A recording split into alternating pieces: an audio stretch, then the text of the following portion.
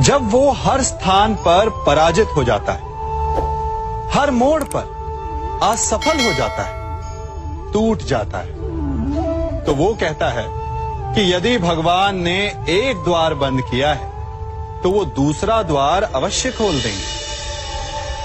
आपके साथ भी ऐसा ही होता है ना? तो बताइए, यदि ये सत्य है तो ऐसा क्यों होता है कि कई लोग असफल होते हैं? कईयों को वो द्वार दिखाई ही नहीं देता। क्या भगवान आपके साथ छल कर रहे हैं? नहीं, भगवान आपके साथ छल नहीं करते। आपका मन है जो आपके साथ छल करता है।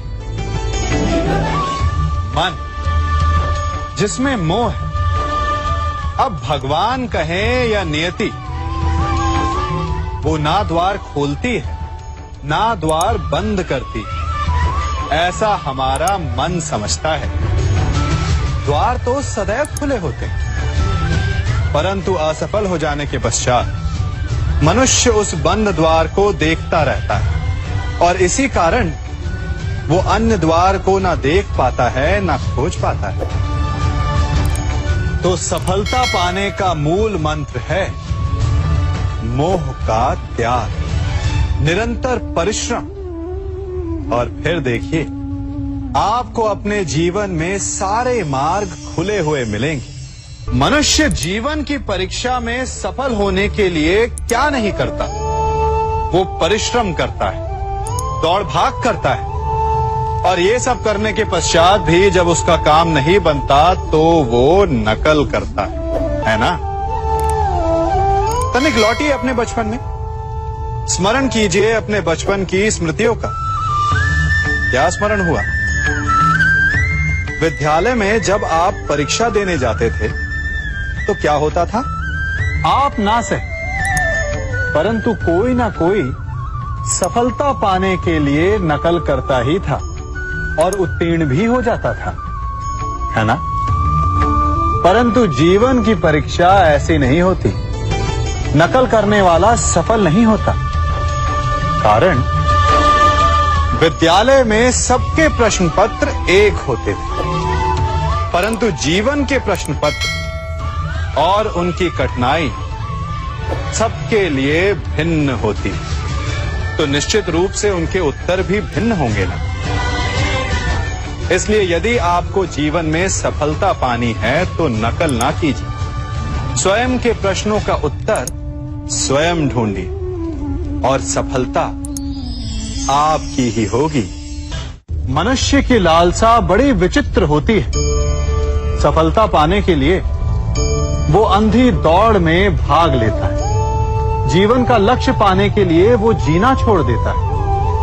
स्वयं को और अपने समय को ऐसे व्यय करता है जैसे कि वो अमर है, कभी मरेगा ही नहीं। और जब मृत्यु की घड़ी समीप आती है तब उसे आभास होता है कि वो वास्तव में कभी जिया ही नहीं। रक्त श्वेत बहाकर, अपना स्वास्थ्य बिगाड़कर असीमित धन कमाते हैं और फिर उसी बिगड़े स्वास्थ्य के उपचार के लिए उसी धन को पानी की भांति बहाते हैं और अंत में खाली हाथ रह जाते हैं ना? विचित्र बात। तो किया क्या जाए? इस समस्या का हल क्या है? इस समस्या का हल है शांत। अपना मन शांत रखिए और अपने जीवन का हर क्षण ऐसे जियो जैसे कि आज आपका अंतिम दिन। अपने जीवन में इतनी शांति से ज्ञान अर्जित करो जैसे कि आप अमर हो। मरना तो एक ना एक दिन सभी को है, परंतु इस विधि से आपका जीवन सरल, संपन्न और सफल हो जाएगा। कल मुझे व्यापार में बहुत हानि हुई, कहीं भविष्य में फिर से हानि तो नहीं होगी? मनुष्य भी अपने जीवन में विभिन्न प्रकार के चिंतन करता है। जो बीत गया उसके विषय में रोता है और आने वाले कल अपने भविष्य से भयभीत रहता है। क्या आप भी कहीं इसी प्रकार के चिंतन में डूबे तो नहीं रहते? तनिक सोचिए, जो बीत गया उसे बदला नहीं जा सकता, अर्थात उसके विषय में शोक मनाकर कोई लाभ नहीं। और जो आने वाला भविष्य है, जिसके विषय में कोई नहीं जानता कि कल क्या होने वाला है, उसके विषय में भी चिंता करने से कोई लाभ नहीं। यदि आपको वास्तव में जीवन जीना है तो आज, अभी में जी। यदि आपका आज सवर गए तो आपके अतीत में जो हानि हुई उसकी पूर्ति हो जाएगी और आपका आने वाला भविष्य भी संवर जाएगा। जीवन में कौन सी चोट सबसे घातक और भूखे पेट की पीड़ा, या निर्धनता की मार, या प्रेम में आघात, या शत्रु का प्रहार? नहीं, सबसे अधिक घातक और पीड़ादायी होता है विश्वासघात। और विचित्र बात यह कि जितनी हानि, जितनी पीड़ा, उसको कहीं अधिक हानि। कारण भले एक बार के लिए विश्वासघाती को क्षमा कर भी दिया जाए, दोबारा भूल कर भी उस पर कोई मूर्ख भी विश्वास नहीं करेगा।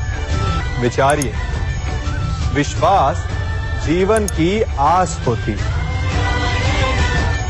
और एक विश्वासघाती न केवल दूसरों के जीवन में, स्वयं के जीवन में भी विष का वास कर लेता है। जीवन में हम सबसे अधिक किससे बचकर रहते हैं? किससे चिढ़ते हैं? सोचिए। उत्तर मिल गया ना। हम उससे चिढ़ते हैं जो हमसे चिढ़ता है, जो हमारी निंदा करता है। हम उससे बचकर रहते हैं, दूर रहते हैं। हमें लगता है कि वो व्यक्ति हर स्थान पर हमें नीचा दिखाएगा, हमारा अपमान करवाएगा। परंतु तनिक सोचिए, क्या एक निंदक से दूर रहना उचित है? नहीं। एक निंदक के जितना समीप रहो उतना ही श्रेयस्कर है। हमारे मित्र हमारी कमियों को छिपाते हैं, हमारी भूलों को, परंतु एक निंदक हमारी कमियां हमारे समक्ष लाता है, हमें हमारे वास्तविक रूप से अवगत करवाता है।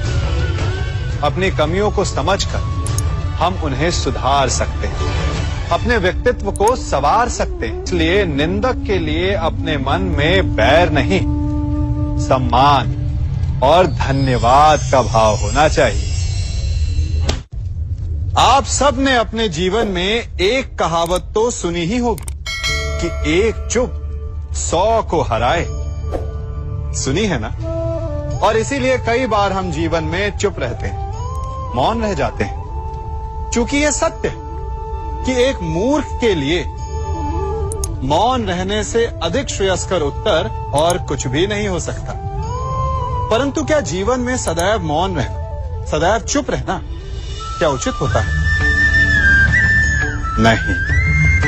जहां पाप का बल बढ़ रहा, जहां छल हो रहा, वहां मौन रहने से अधिक गंभीर अपराध और कुछ नहीं हो सकता। मौन रहकर कदाचित आप समस्या से बच जाएं, परंतु आप संसार को समस्याओं में उलझा देते हैं। इतिहास साक्षी है कि पापियों के उद्दंडता ने संसार को इतनी हानि नहीं पहुंचाई जितना कि सज्जनों के मौन ने पहुंचाई। यदि कोई मूर्ख बोल रहा है तो मौन रहना उचित है, परंतु यदि कहीं अपराध हो रहा है, छल हो रहा है, तो उठिए और विरोध कीजिए, क्योंकि आप भले ही ना से, परंतु आपकी आने वाली पीढ़ी इस पाप के दंड को अवश्य सहेगी।